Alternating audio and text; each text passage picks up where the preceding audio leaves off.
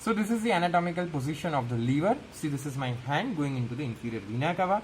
This is the inferior border. This is the right basal surface, the base of the wedge-shaped organ, and this is a convexo-concavo-convex surface. The superior surface is convexo-concave and again convex.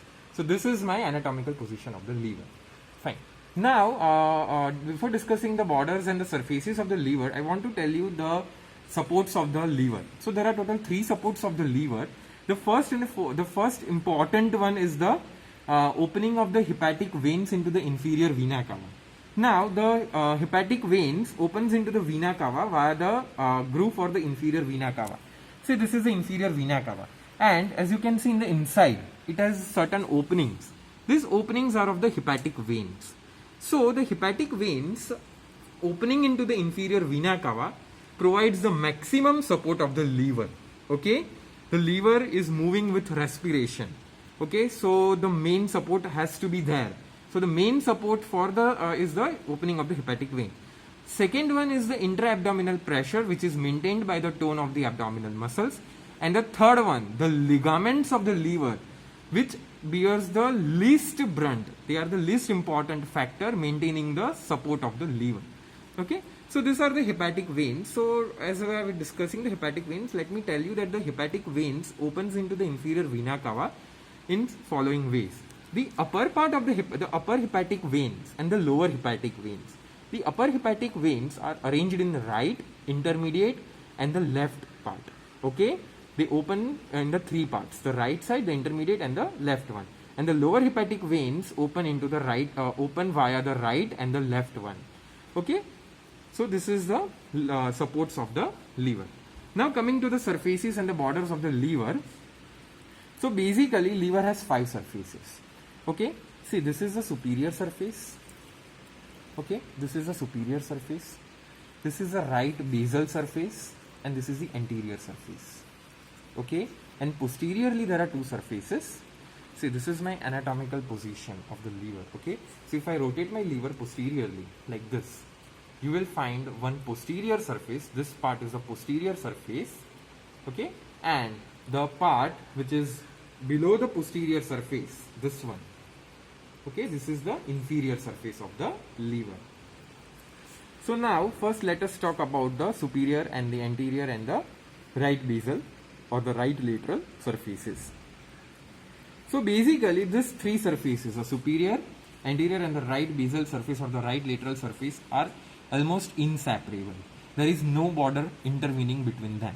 Okay, so now first talking about the superior surface. So the superior surface, as I already mentioned, is how it is convexo-concavo-convex, right? The right side convexity is much more than the left side convexity. Okay, why? Because it is much more, the liver cells are much more aggregated on the right hand side.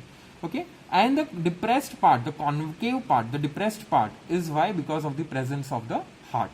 Okay, so the relations of this superior surface is, on the right hand side, the superior surface is separated by the diaphragm, right? Above the diaphragm there will be the bases of the lungs and the pleura, the right pleura and the right lung, obviously.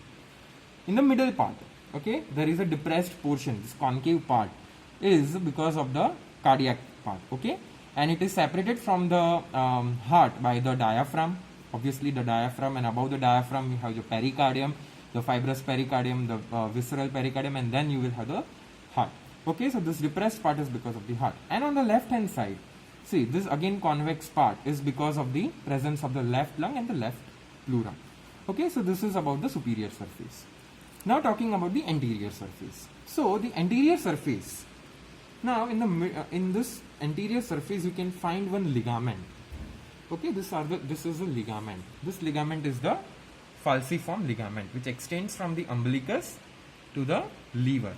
Okay, so this ligament, this is known as your falciform ligament. Okay, which divides the liver into the anatomical right and the left lobe. Okay, the physiological right and the left lobe of the liver is because of the division of the vein, but the anatomical right and the left lobe is because of the attachment of the falciform ligament. So this is a falciform ligament. Again over here you can see the another falciform ligament present over here. See, this is the falciform ligament. It is a fold of the peritoneum. Okay, the falciform ligament is a fold of the peritoneum extending from the umbilicus to the inferior border of the liver and then going above, okay, and dividing the liver into the right and the left parts. So this anterior surface is related to what? See, this is the anterior surface of the liver. So on the right hand side, it is related to the 6, 7, 8, 9 and 10th ribs and the costal cartilages, and above beneath it, beneath the ribs, you will have the lung, corresponding lung and the pleura. Okay, the intermediate part of the anterior surface. This was the right part of the anterior surface. This is now the intermediate part of the anterior surface, just somewhat left to the falciform ligament.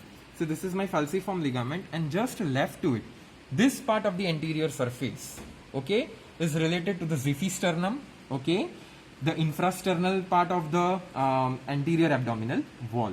Okay, so this is the only part of the liver, okay, which is coming into the contact of the anterior abdominal wall. So this part of the liver comes in the contact of the anterior abdominal wall.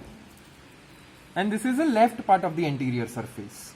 Okay, so the left part of the anterior surface comes into contact with 8th and 9th rib and the corresponding lung and the pleura. Okay, so this is about the anterior surface. Now the right basal surface. Now the right basal surface, this is my right basal surface. Okay, again it is divided into the three parts: the upper part, the middle part or the intermediate part, and the lower part. Okay, it is related to what? It is related to the 7th, 8th, 9th, 10th and 11th costal cartilages, or you can say the costal spaces, intercostal spaces. Okay, so the upper part, okay, the upper part is related to what? It is related to the, in the mid axillary line. See, this is my position of the liver, right? So this, my right side is where it is in the mid axillary line, like this. Okay, so in the mid axillary line, the upper part of the right lateral surface is related to the right lung. It corresponds to the 8th costal cartilage in the mid axillary line, 8th costal space. Okay, the intermediate part is related to the 10th costal space, okay, and is related to what? Your costodiaphragmatic recess of the pleura. And the lower part has no relation of the lung and the pleura. Okay, the upper two part, the upper part and the middle part or the intermediate part, has a relation of the lung and the pleura. The upper part of the lung and pleura, the middle part of the pleura, or you can say the costodiaphragmatic recess, and this part, the lower part, comes into contact with what? Your 9th and 10th and 11th intercostal space. Is that clear? So this is clinically important. Why? Because whenever you want to take the biopsy of the liver, you do what? You puncture the liver from the anterior abdominal wall on the lateral side and go in the 9th or 10th costal space. During which phase? During the forced expiratory phase, so that there will be no puncture of the pleura or the lung. Because the right lateral surface is related to the lung and the pleura, so you have to be very careful while puncturing. During taking the biopsy piece of the liver, you will be very, very careful. Okay.